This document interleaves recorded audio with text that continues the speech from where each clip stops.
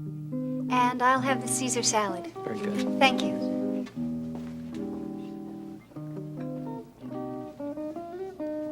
Well, now tell me, what was so important that I had to skip biology lab? I really feel bad about that. You never should have said yes. I told you it's no problem to make up. Now, come on. I'm dying of curiosity. Courtney, it's about Peter Davidson. Vaughn showing up the other night wasn't the only reason all that was so uncomfortable. You see, the Davidsons and the Carpenters go back a few years. In fact, my father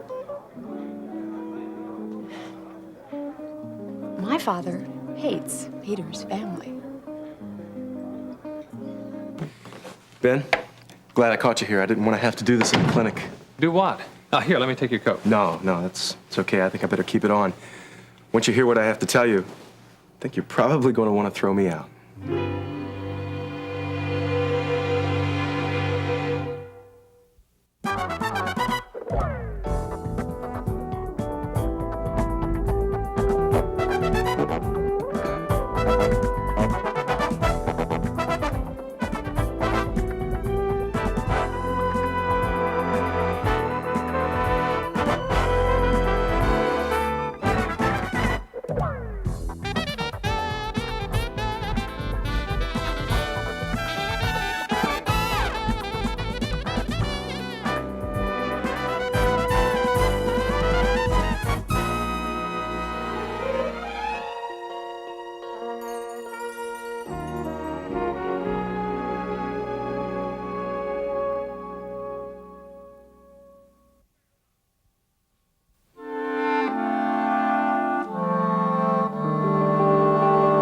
I doubt if there's anything you have to say that can make me that angry.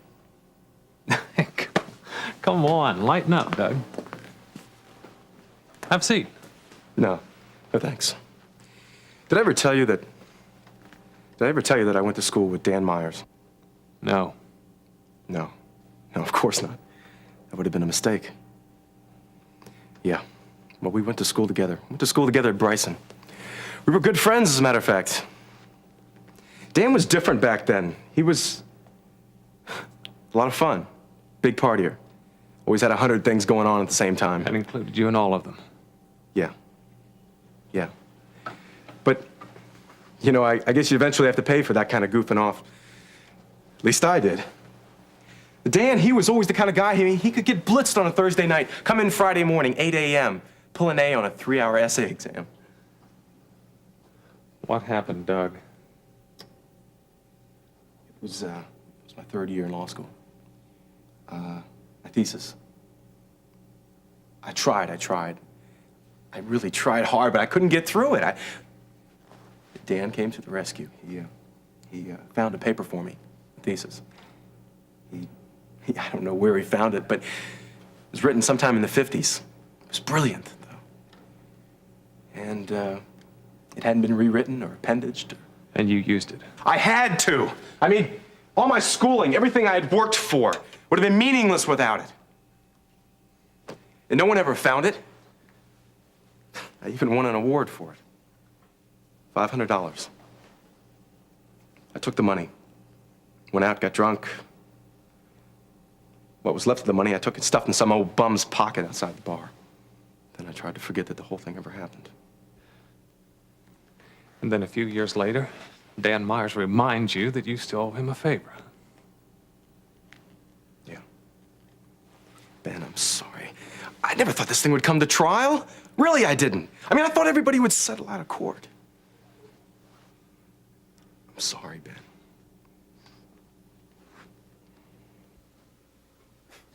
But it's only an editorial in a local newspaper. Look, you boys in Washington tend to get very nervous at these very small things. But my mail is running 3-to-1 in my favor. All right, this won't hurt the party. Look, the DA has promised me that he's going to take care of Andrea Summers' testimony in his summation. I don't know. Anytime now. And when he does, I'll just hold a press conference and elaborate on his arguments, and we'll take care of all the objections. Fine. Yes. Yes.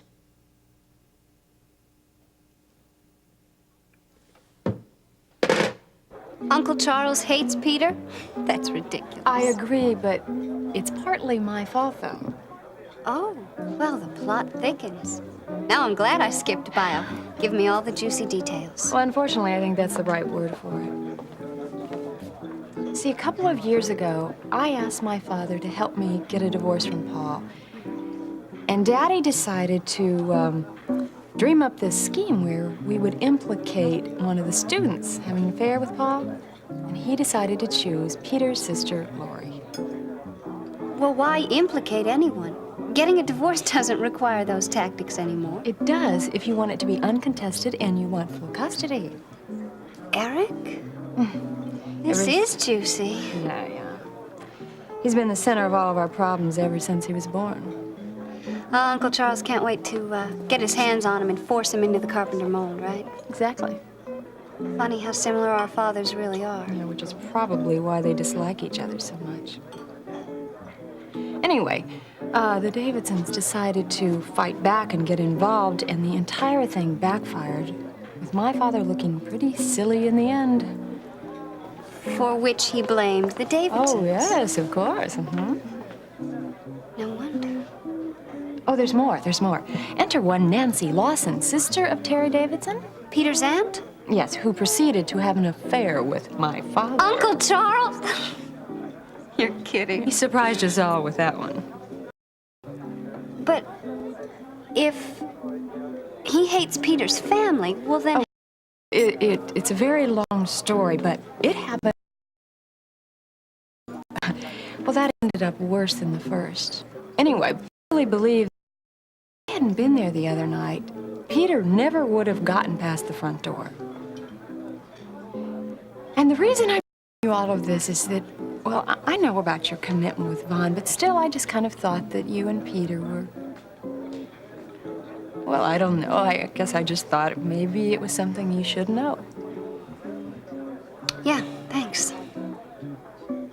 Well, Courtney, are you and Peter... Oh, I don't know.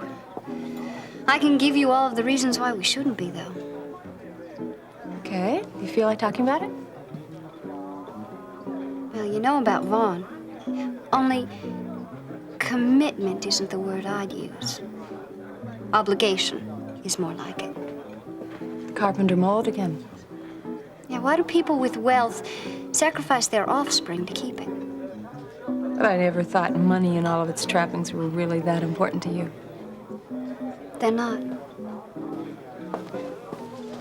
Well, I don't understand then. It's my mother.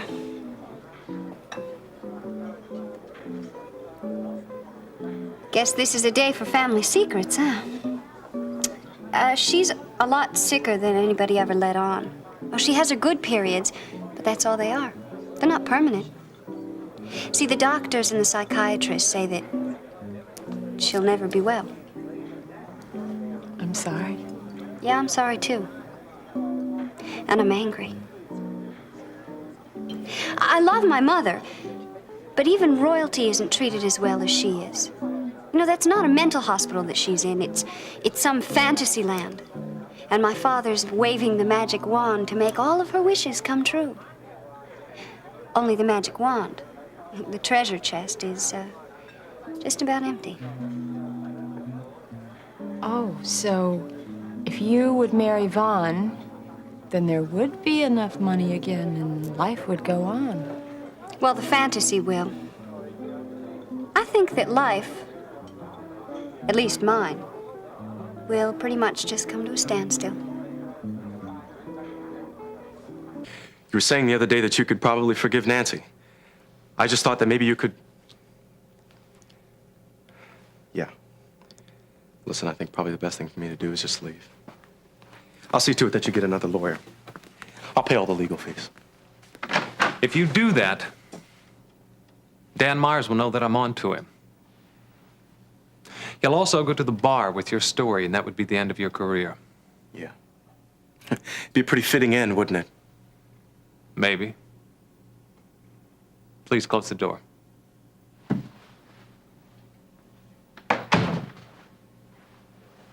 Come on back in here, Doug.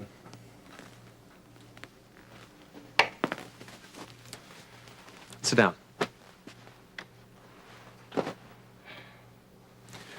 Thanks for having the courage to tell me this. I know it would have been easy for you to keep me in the dark. Yeah. Just wish I had the courage to turn Dan down. Well, we can go on from here. I mean, this really doesn't mean that the case is lost. Well, not as long as I get a chance to stand in front of a jury and tell your side of the story. Dan's expecting a pretty weak rendition of it, but he can't stop me once I start. Good. Good. Why aren't you angry? Have I given you that impression? I am very angry. But I know that wouldn't do any good to give it free rein. Now look, you've asked to be forgiven, and I know you meant it. And I have an obligation to forgive you. But I'm not there yet. I'll try, but you're going to have to give me a little time. Thank you. Hi. Hi. Hi, Doug. Hi. Ben, I'm glad you're back. And I'm glad you're here too, Doug. I had a visitor earlier. I'm afraid it's bad news. Doug and I have some news, too.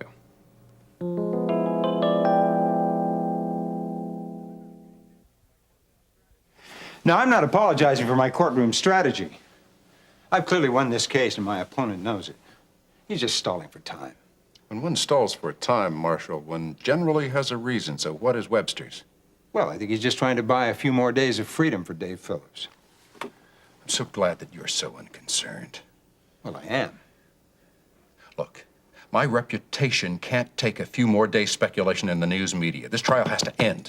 What do you want me to do? Tell the defense that they have no right to finish their case? No, but at least you could have cross-examined Andrea Summers and torn apart her testimony when you had the something to chance. tear apart. What is that supposed to mean? Your testimony was a little misleading when you were on the stand. I can't accuse you of perjury. Oh, you certainly can't. But I can wonder. Anyway, all that's immaterial. Really? Why? Because Webster is finished presenting his case, and tomorrow, I'm ready to do my summation. What makes you so sure you've won? Well, haven't you been following this case, Lee?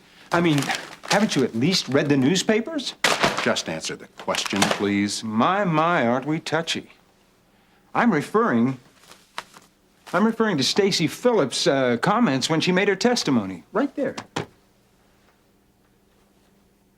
The part where Dave says he can't be sure that he didn't kill Kate? That's right. Well, they're damaging, sure, but that's hardly... Damaging? You should have seen the reaction of the jury. They were horrified. I mean, Dave Phillips' own daughter tied a bright ribbon on the box we'd already neatly packaged. So you're saying that Webster's strategy really isn't a smokescreen, but is exactly what it seems? Less than that. He never refuted any of my evidence, and his reconstructions were hypothetical and amateurish. Why, he hasn't even elicited any emotion from one of the jurors. How long do you think it will take the jury to deliberate? Less than 1 hour. Good. Now, there is just one other little matter.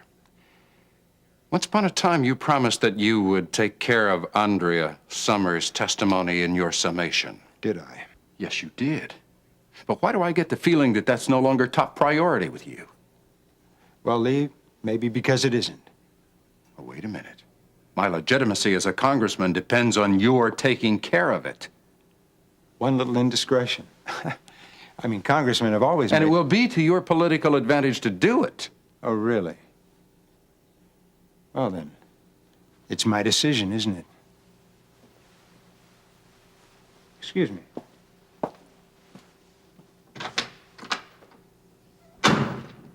The whole idea behind the plan was to make you feel secure and then take advantage of that security. I see. Look, I know my saying I'm sorry is not even going to begin to make up for all the mess I've caused.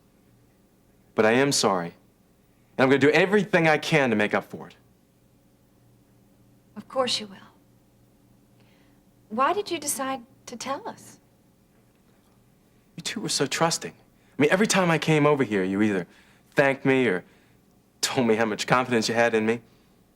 I mean, it got to the point where the guilt was just too much. And then Ben the other day was telling me, give me that little speech about how you were going to forgive Nancy. Well, that was the topper. I went to see Nancy this morning and told her the whole thing. I told her about Julia, the fake divorce, everything. I don't know what she thought about it, but I figured she had a right to know. You know, she came over here to see me about an hour ago. What did she say?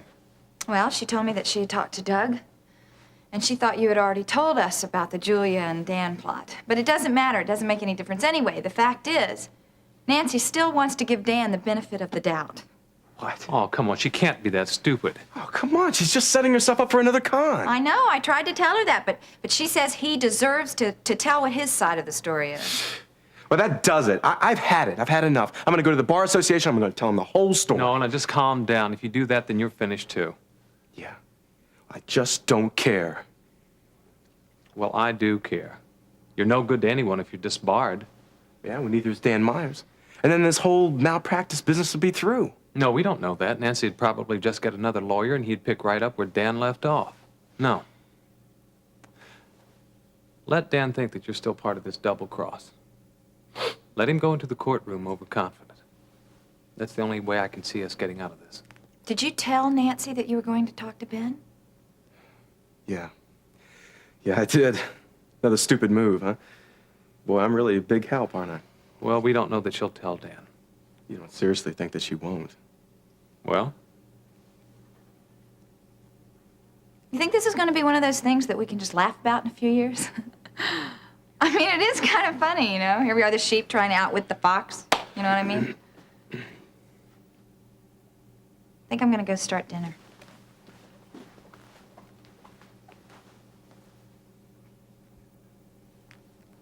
No, I've got a better idea.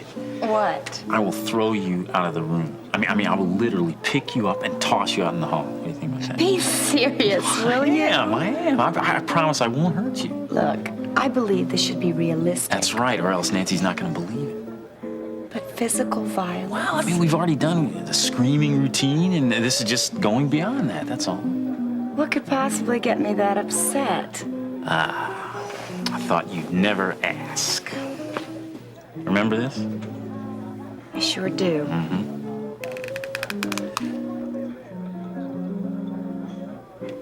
How come you never gave me gifts like this? Well, because you weren't worth 1.2 million, that's why. You're all heart. That's why I married you. Okay. What did you have in mind? Okay, here's the plan. You'll already be there, so yelling at Nancy and all that kind of stuff. Now, I'll come in with this, and I see you, and I try to hide it, but you see it. So you grab it away from me, you open it up, and when you see the kind of money that I'm spending on Nancy, you start yelling at her again.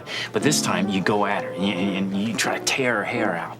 That's when I'll pick you up and toss you out of the room, huh? Yes, that will work very well. It's quite a necklace. Well, as I said, Julia, this has to be real, huh? I'd say that's about $10,000 worth of reality. Well, that's the way it has to be if Nancy's gonna believe it. You want her to believe this con game, don't you? Oh, well, yes, definitely. All right, then that is the going rate. You have to spend money to make money, right? That's right, that's right. And if you can just show Nancy what you're showing me right now, I guarantee that you will have a necklace that'll make that thing look like it came out of a box of Cracker Jack. You do make a lot of promises, don't you?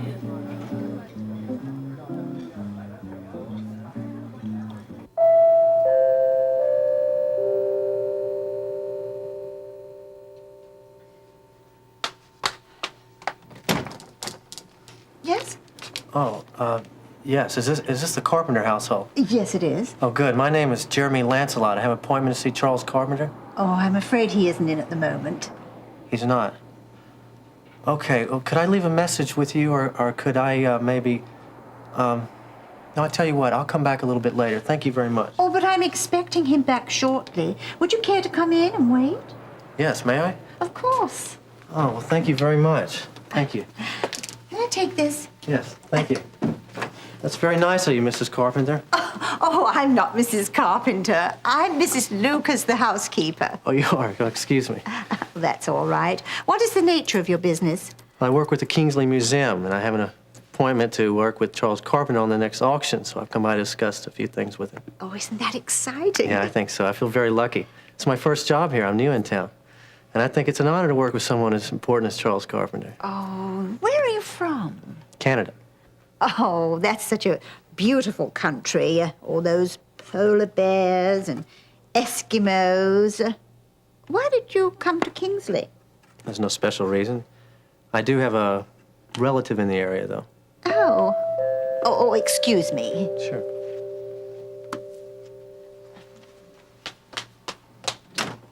Oh, Mrs. Mason. Hello, is my father in? Oh, I'm afraid he isn't. But I'm expecting him back momentarily. Won't you come in and wait? All right, thank you.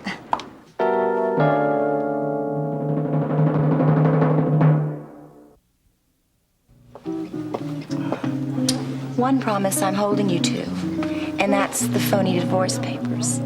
Don't try to pull any tricks, okay? Now, what do you mean by that? You know exactly what I mean.